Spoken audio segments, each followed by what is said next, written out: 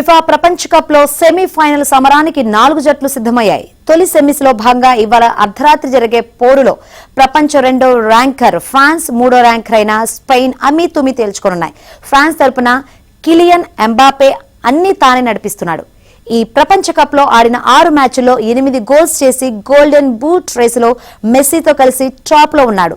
Mbappé తర్వాత Dembele France కు బలమైన ఆటగాడు. ఇప్పటికే అతను 6 మ్యాచ్ల్లో 5 గోల్స్ కొట్టాడు.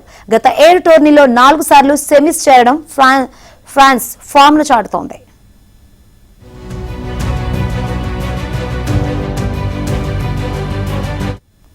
మాజీ విజేత స్పెయిన్ 16 ఏళ్ల తర్వాత తొలిసారిగా సెమీస్ ఆడుతుంది. ఈ నేపథ్యంలో స్పెయిన్ తరపున కెప్టెన్ రోడ్రీతో పాటు యువ కెరటం లామినే యామల్ కీలక ఆటగాళ్లుగా ఉన్నారు.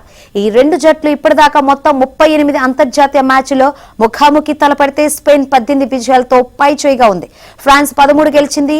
7 మ్యాచ్లు డ్రాగా ముగిశాయి. ఇప్పటిదాకా ఫిఫా ప్రపంచ కప్ లో ఈ 2 జట్లు ఒక్కసారి మాత్రమే ముఖాముఖి పోటీ పడగా ఆ మ్యాచ్ లో ఫ్రాన్స్ నెగ్గింది.